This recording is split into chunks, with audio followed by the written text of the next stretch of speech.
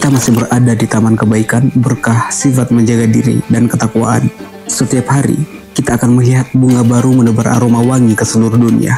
Kita akan menjumpai seorang sahabat wanita yang mulia dan diberkahi. Ia mengorbankan apapun yang bisa ia berikan demi membahagiakan dan menyenangkan hati Nabi.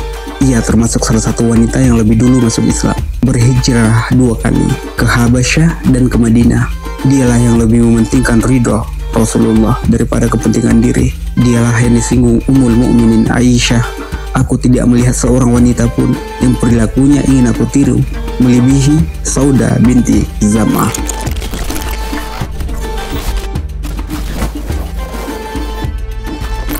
Di antara mereka yang lebih dulu menerima dakwah Islam sejak awal adalah Sakran bin Amr, saudara seorang sahabat mulia Suhail bin Amr.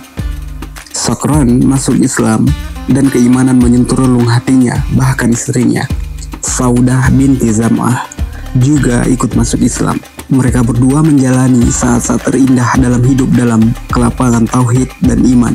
Keduanya termasuk orang-orang yang lebih dulu berpasrah hati dengan segenap jiwanya kepada Allah, sehingga mereka termasuk orang-orang yang ditakdirkan meraih kebahagiaan di dunia maupun akhirat. Tidak seberapa lama berita keislaman Sakran menyebar. Saat itu pula mereka yang akalnya ditiup setan hingga merasa diri mereka sebagai pemimpin, padahal sebenarnya budak-budak syahwat perut dan kemaluan. Mengetahui berita ini, mereka langsung menimpahkan siksa kepada Sakran sejadi-jadinya tanpa mengindahkan hubungan kekerabatan dan tidak pula memperdulikan perjanjian. Ibnu Ishaq menuturkan, kaum kafir Quraisy memperlakukan semena-mena siapapun yang masuk Islam dan mengikuti Rasulullah SAW. Setiap kabilah menangkap orang-orang Muslim yang ada di tengah-tengah mereka. Mereka kemudian ditahan dan disiksa dengan pemukulan, ditelantarkan dalam kelaparan dan kehausan, dijemur di padang pasir. Makkah kala panas menyengat serta memfitnah mereka karena agama. Sebagian ada yang terkena fitnah karena beratnya ujian yang menimpa. Ada pula yang tegar menghadapi ujian dan dijaga Allah. Kala itu Rasulullah SAW melihat ujian yang menimpa para sahabat sementara beliau aman-aman saja karena dilindungi Allah dan dilindungi paman beliau Abu Talib. Namun beliau hanya sendiri sehingga tidak mampu melindungi mereka dari ujian yang mereka alami. Oleh karena itu beliau pun berkata kepada mereka, andai kalian pergi ke tanah Habasyah, karena di sana ada seorang raja yang tak seorang pun dizolimi. Habasyah adalah tanah yang disukai hingga Allah memberi kalian jalan keluar dari ujian yang kalian hadapi. Saat itulah sejumlah sahabat Rasulullah pergi ke tanah Habasyah demi menghindari fitnah dan melarikan diri menuju Allah demi menyelamatkan agama. Inilah hijrah pertama dalam Islam. Disebutkan dalam riwayat lain dari Ummu Salamah, ia menuturkan, kala Makkah terasa sempit bagi kami ketika para sahabat Rasulullah diganggu dan disiksa. Rasulullah tidak mampu melindungi mereka dari siksaan, sementara beliau dilindungi kaum dan paman beliau, sehingga tidak mendapatkan siksaan seperti yang dialami para sahabat. Beliau pun berkata kepada mereka, di tanah Habasyah ada seorang raja yang tak seorang pun dizalimi di wilayahnya, maka pergilah ke negerinya hingga Allah memberi kalian jalan keluar. Maka akhirnya pergi ke sana secara bertahap hingga kami berkumpul. Lalu kami menempati rumah terbaik dan perlindungan terbaik. Ia Raja Habasyah memberi kami jaminan aman untuk menjalankan agama kami. Riwayat lain menyebutkan Ummu Salamah menuturkan, saat singgah di tanah Habasyah, kami bertetangga dengan tetangga terbaik, Raja An-Najasyi. Ia memberi kami jaminan aman untuk menjalankan agama kami. Kami beribadah kepada Allah tanpa diganggu oleh siapapun, dan kami juga tidak mendengar apapun yang tidak kami inginkan. Saudah berhijrah bersama sang suami. Keduanya menjalani kehidupan terbaik di bawah naungan iman dan tauhid di tanah An-Najasyi, raja yang adil. Setelah itu, mereka kembali ke Mekah untuk mendampingi Rasulullah.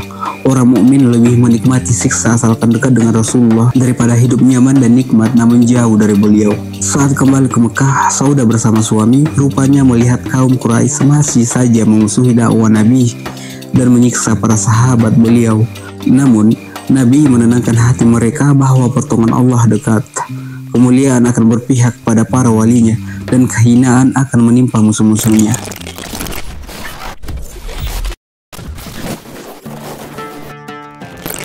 Muhammad SAW tidak menyatukan para sahabat di atas keuntungan sesaat. Beliau melenyapkan penutup yang menghalangi mata hingga mampu melihat kebenaran yang sekian lamanya tertutup. mengusap kotoran di hati, sehingga mengetahui keyakinan di atas keyakinan yang terhalang oleh kejahilian. Beliau menghubungkan umat manusia dengan Rob, mengikatkan mereka pada nasab yang mengakar dan asal-usul yang kokoh. Padahal sebelumnya mereka bingung dan merugi. Beliau membuat perbandingan bagi umat manusia antara kekekalan dan kefanaan, hingga lebih mementingkan negeri akhirat daripada negeri fana. Memberi mereka pilihan antara berhala-berhala hina atau ilah nan maha agung. Mereka meninggalkan berhala-berhala yang dipahami menuju zat yang menciptakan langit dan bumi. Cukuplah Muhammad, karena telah menyuguhkan kebaikan besar ini. Oleh karena itu kala diganggu, para sahabat hanya mengharap pahala. Kala diperangi budak-budak berhala, para sahabat mengharapkan apa yang mereka ketahui dari Rasulullah. Sebab peperangan antara kekafiran dan keimanan suatu ketika pasti akan berakhir. Selanjutnya akan terlihat jelas siapa syuhada dan siapa binasa. Hari-hari berlalu, sementara pasangan suami istri ini tetap berdampingan dengan kitab Allah dan sunnah Rasulullah SAW setiap saat, hingga akhirnya tibalah sakran tidur di atas ranjang kematian. Ruhnya terbang menuju Sang Pencipta. Ia meninggal dunia di Mekah. Saudah dirundung kesedihan mendalam karena kematian sang suami. Saudah kini tinggal seorang diri di dunia ini. Namun ia bersabar dengan baik dan menerima putusan Allah dengan rela hati.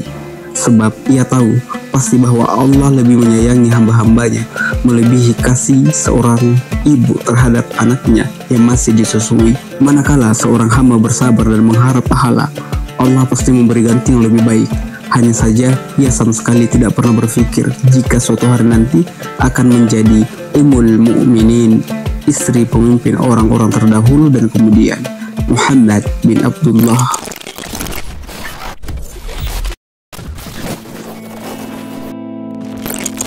Kala itu, Nabi tengah dirundung kesedihan karena kematian Khadijah, sosok tercinta di hati beliau.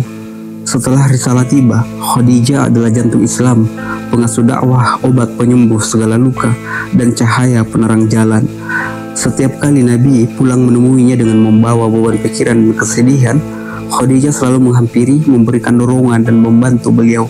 Ia tidak beranjak meninggalkan beliau sebelum mengusap rasa sakit di hati. Khadijah menghinakan dunia dengan berpaling darinya dan memuliakan akhirat dan menghadap ke sana.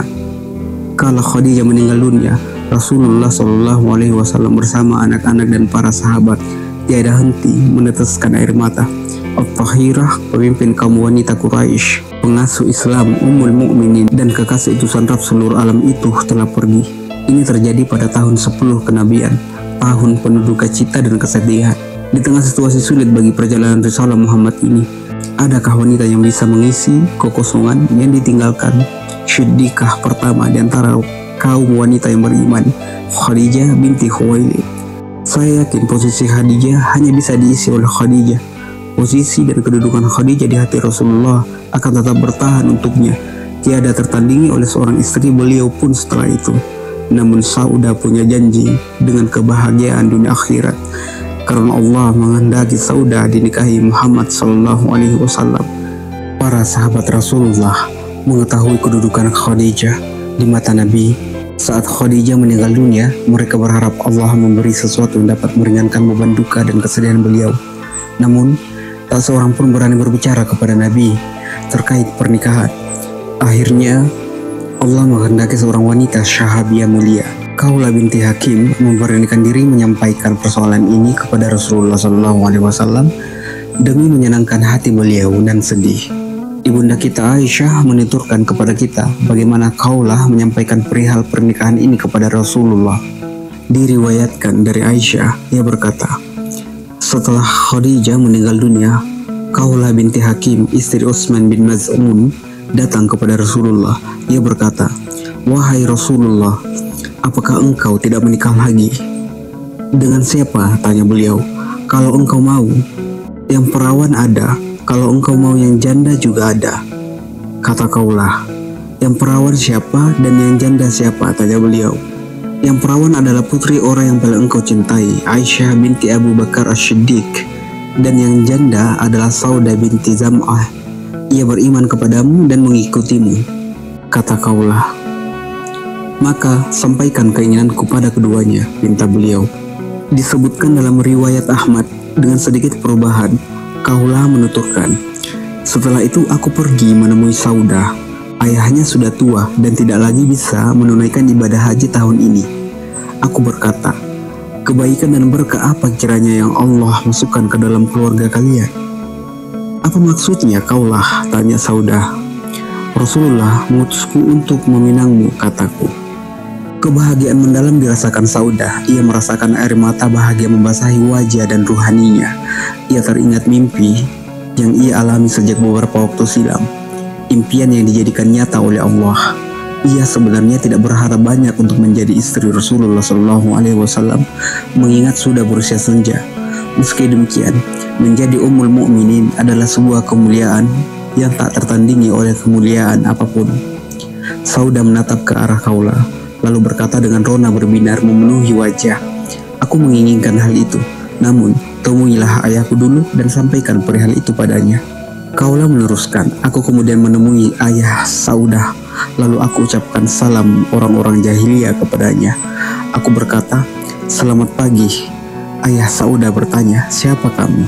Aku menjawab, Kaulah binti Hakim bin Umayyah As-Sulaimi, istri Utsman bin Mas'un Al-Jumahi. Ia menyambut kedatanganku lalu menyampaikan kata-kata seperti yang Allah kehendaki. Ia tahu bahwa aku telah meninggalkan Tuhan-Tuhan kaumku. Aku beriman dan berhijrah ke Habasyah. Setelah itu aku kembali ke Mekah. Ia lantas menanyakan keperluanku. Ada perlu apa? Kaulah mengatakan, Muhammad bin Abdullah bin Abdul Muttalib menyebut-nyebut Saudah binti Zam'ah. Ayah Saudah berkata, dia orang mulia. Lantas apa yang dikatakan teman wanitamu itu? Saudah, ia mau, jawabku. Ayah Saudah berkata, kalau begitu berkata padanya supaya datang kemari. Aku kemudian pergi memanggil Saudah. Ayahnya kemudian berkata kepadanya, wahai putriku, Kaulah binti Hakim mengatakan bahwa Muhammad bin Abdullah mengutus untuk meminangmu. Dia adalah lelaki mulia. Apakah kau mau untuk aku nikahkan dengannya? Ya, aku mau, jawab Saudah dengan nada suara yang menuturkan keinginannya. Zam'ah kemudian menoleh ke Kaulah dan berkata padanya, katakan pada Muhammad supaya datang kemari. Kaulah berkata, Rasulullah SAW kemudian datang, lalu melangsungkan akad nikah. Zam'ah menyerahkan Saudah kepada beliau, lalu beliau menikahinya setelah menyerahkan mahar 400 dirham. Ummul Mukminin Saudah mempunyai saudara bernama Abdullah bin Zam'ah yang kala itu masih menganut agama kaum Quraisy. Saat pernikahan ini berlangsung, ia berada di luar Mekah. Begitu tiba di Mekah, rupanya saudarinya Saudah sudah dinikahi Muhammad. Ia marah, tersulut fanatisme jahiliyah dan menaburkan tanah ke kepalanya. Ia sedih karena pernikahan ini. Ia masuk menemui ayahnya sambil berteriak kencang, marah dan mengancam. Namun Allah membuka mata hatinya, membuatnya mampu melihat keindahan Islam. Ia pun beriman kepada Allah dan Muhammad sebagai Rasul dan Nabi. Ia menuturkan tentang dirinya, sungguh aku sangat bodoh saat menaburkan tanah ke kepalaku kala Rasulullah menikahi Saudah. Saudah adalah wanita pertama yang dinikahi Nabi setelah Khadijah wafat. Saudah tinggal berdua bersama Nabi sekitar 3 tahun hingga beliau menikahi Aisyah. Saudah sadar betul bahwa ia tidak mampu mengisi kekosongan yang ditinggalkan Khadijah. Namun, ia berusaha semampunya untuk mengisi rumah yang diberkahi ini dengan kenyamanan, kebahagiaan, dan keceriaan. Ia berusaha meringankan penindasan yang dilakukan kaum musyrikin kepada beliau. Ia sering menuturkan memori-memori yang ia alami selama berada di Habasyah. Ia sering menuturkan kisah putri beliau, Ruqayyah, dan suaminya, Utsman bin Affan.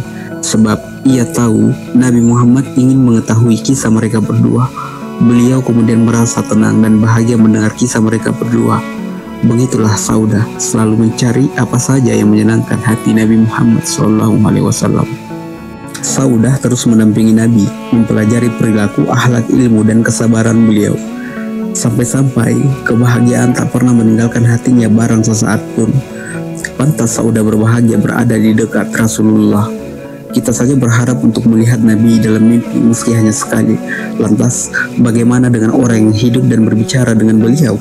Saudah sama sekali tidak berpikir suatu hari nanti menjadi Ummul Mukminin dan istri memimpin orang-orang terdahulu maupun kemudian.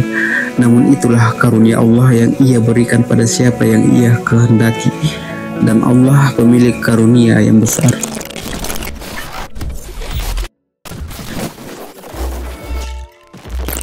Saudah punya kisah-kisah menawan di rumah nubuah. Suatu ketika, Ruqayyah binti Rasulullah pulang dari Habasyah bersama sang suami Utsman bin Affan. Kedua mata Ruqayyah menatap ke sebuah rumah yang penuh kenangan, rumah ibunda At-Tahirah Khadijah. Rumah yang pernah menyaksikan Ruqayyah melalui masa-masa paling indah sepanjang hidup, rumah wahyu dan iman, rumah kejujuran dan kesetiaan. Beragam emosi memancar dalam dirinya. Cinta bercampur takut, senang bercampur sedih, resah bercampur ketenangan. Ruqayyah mengetuk pintu. Berita kedatangan Ruqayyah dan Utsman menyebar. Ummu Kulsum, Fatimah, dan siapapun yang ada di dalam rumah segera menghampiri. Mereka saling berpelukan. Derai air mata tak terbendung. Memori lama terulang kembali. Mereka semua sejenak merasa kehilangan sosok ibu penuh cinta. Hingga akhirnya mereka pun menangis. Saudah binti Zam'ah datang dengan ayunan langkah kaki yang berat. Ia tidak luput menyambut kedatangan Ruqayyah dan Utsman. Dalam sekejap mata, memori hijrah ke Habasyah bersama para muhajirin berhembus dalam lamunan Saudah. Saudah bertanya kepada Ruqayyah dan Utsman tentang kaum muslimin yang mereka berdua tinggalkan di Habasyah. Sebab sudah menghabiskan sebagian besar waktu bersama Ruqayyah, Khawlah binti Hakim dan sejumlah wanita lain membicarakan perihal Islam dan Rasulullah. Rasulullah Shallallahu Alaihi Wasallam mendengar Ruqayyah dan Utsman pulang dari Habasyah. Wajah beliau berseri, tertawa dan bergembira. Kasih sayang mengalir deras dari hati beliau. Rasulullah mendekap putri beliau. Beliau mencurahkan kasih sayang padanya dan meraih Utsman di antara kedua tangan beliau. Setelah itu semuanya duduk mendengarkan Ruqayyah dan Utsman menuturkan kisah hijrah ke Habasyah. Tatkala gelombang gangguan kaum musyrikin terhadap para sahabat Rasulullah kian meningkat, beliau mengizinkan mereka berhijrah ke Madinah. Tempat mereka singgah adalah di tempat kaum Ansyar dan orang-orang Ansar yang telah menempati kota Madinah dan telah beriman sebelum kedatangan mereka muhajirin. Mereka mencintai orang yang berhijrah ke tempat mereka dan mereka tidak menaruh keinginan dalam hati mereka terhadap apa yang diberikan kepada mereka. Dan mereka mengutamakan atas dirinya sendiri, meskipun mereka juga memerlukan. Dan siapa yang dijaga dirinya dari kekikiran, maka mereka itulah orang-orang yang beruntung. Al-Hasyr ayat 9. Setelah itu Nabi berhijrah ke Madinah untuk mendirikan daulah Islam sebagai menara seluruh alam. Setelah menetap di Madinah, Nabi mengutus Zaid bersama Abu Rafi menyerahkan 2 ekor unta dan 500 dirham kepada keduanya. Mereka kemudian pergi bersama-sama ke Mekah. Setelah itu Zaid dan Abu Rafi membawa pulang Fatimah, Ummu Kulsum, Saudah binti Zam'ah, Ummu Aiman, dan Usamah bin Zaid. Saudah menetap di rumah Nabi. Tidak lama setelah itu Nabi menggauli Aisyah. Aisyah sangat mencintai Saudah. Ia punya banyak kisah menawan dengan Saudah. Kebaikan dan berkah setelah itu datang silih berganti. Nabi menikahi seluruh ummahatul mukminin untuk melengkapi untayan kalung tiada duanya ini. Rumah tangga mulia yang diberkahi. Allah menghilangkan dosa para penghuninya dan membersihkan mereka sebersih-bersihnya. Allah mencurahkan banyak sekali berkah dan kebaikan agar rumah tangga dan para penghuninya ini menjadi mentari dan menyinari jalan seluruh umat manusia menuju Allah.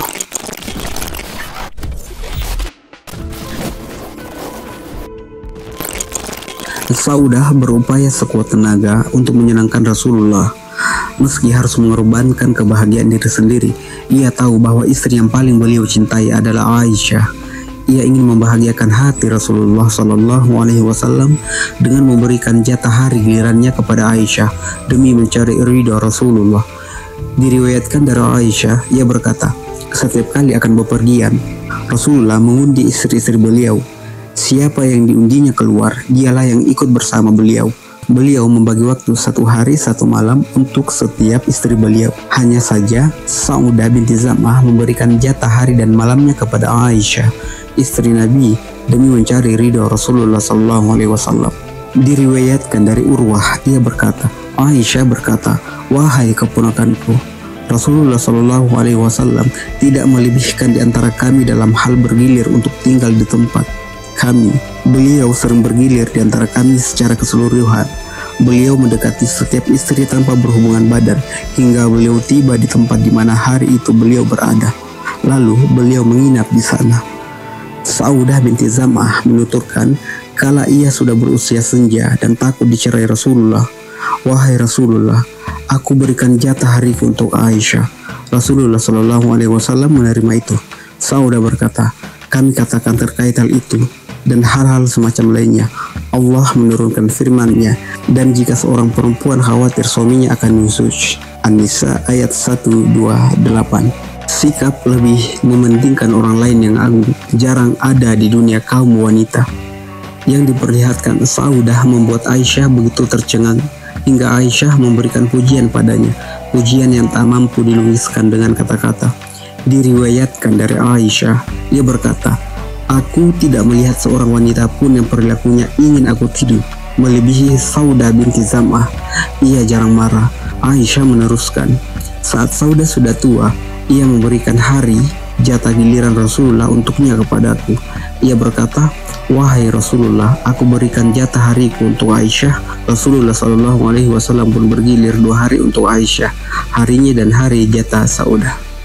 Cinta dan kasih sayang di antara Saudah dan Aisyah kadang menimbulkan kejadian-kejadian unik. Suatu ketika, kejadian seperti ini diriwayatkan dari Aisyah. Ia berkata, aku membawakan khazirah yang aku masak untuk Nabi. Lalu aku berkata kepada Saudah sementara Nabi berada di antara aku dan Saudah, makanlah. Saudah tidak mau. Aku berkata, makanlah atau aku oleskan makanan ini ke wajahmu. Saudah tetap tidak mau.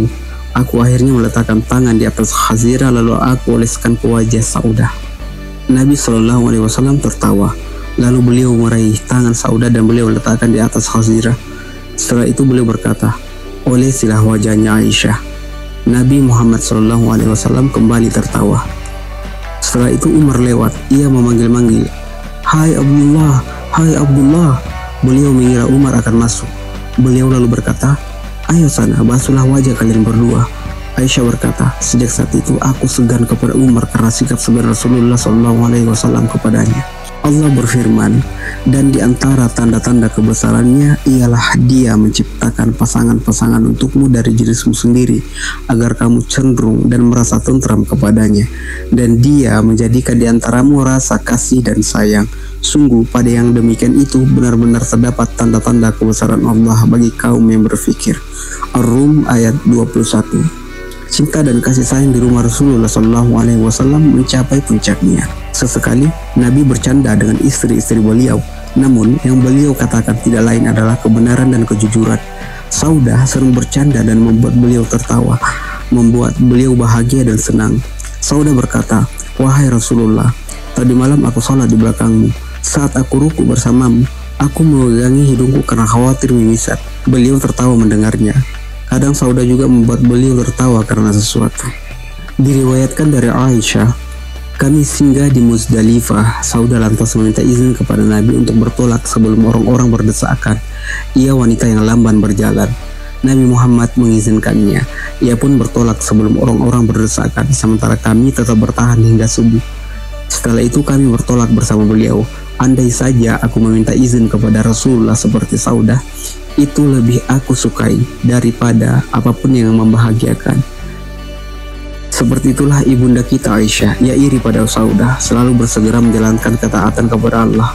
Bahkan Saudah berupaya sekuat tenaga untuk taat kepada Rasulullah, baik saat beliau masih hidup maupun setelah tiada. Saudah adalah wanita mulia dan murah hati. Jiwanya tidak condong pada harta benda dan kesenangan dunia dan fana. Bahkan setiap kali mendapat uang, ia lebih mementingkan orang-orang sekitar demi menginginkan kenikmatan di sisi Allah yang tiada pernah lenyap. Diriwayatkan dari Ibnu Sirin bahwa Umar mengirim sekarung dirham kepada Saudah. Saudah bertanya, apa ini? Dirham, jawab mereka. Dirham ditaruh di dalam karung seperti kurma. Wahai budak wanitaku, bawa kemari talam itu, lalu bagi-bagikan dirham-dirham ini.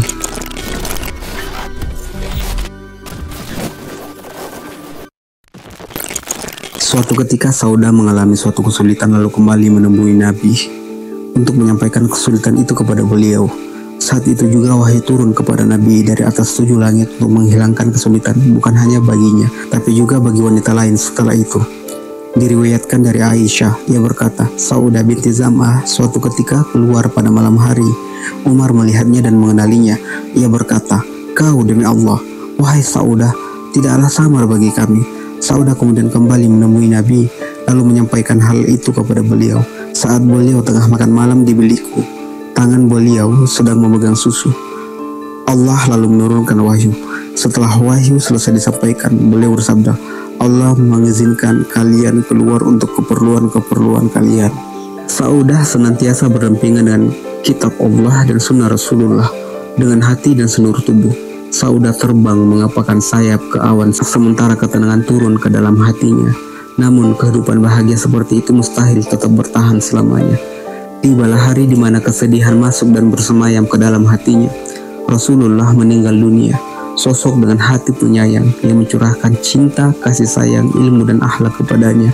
Saudah kehilangan semua itu dalam sekejap. Saudah dirundung kesedihan mendalam karena kematian beliau. Nyaris saja hatinya terkoyak karenanya. Namun ia mengharap pahala musibah ini di sisi Allah agar meraih pahala orang-orang yang bersabar. Nabi Muhammad SAW meninggal dunia dalam kondisi ridho kepadanya. Itu sudahlah cukup baginya. Bahkan ia kelak menjadi istri beliau di surga Ar-Rahman, tempat kenikmatan yang belum pernah dilihat mata, terdengar telinga, ataupun terlintas di benak manusia. Meski ditinggal Rasulullah, Saudah tetap rajin beribadah, berpuasa dan sholat malam.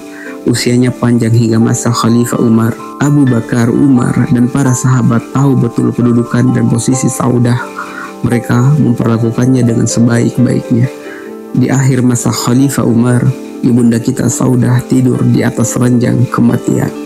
Ruhnya nan suci itu naik ke haribaan Sang Pencipta. Meski kisah perjalanan hidupnya tuntas kala itu, namun aroma harumnya hingga kini masih memenuhi seluruh dunia. Karena ia adalah teladan bagi para istri, putri, dan saudara perempuan kita sepanjang masa. Semoga Allah meridhoinya, membuatnya senang, dan menjadikan surga Firdaus bagi tempat kembalinya.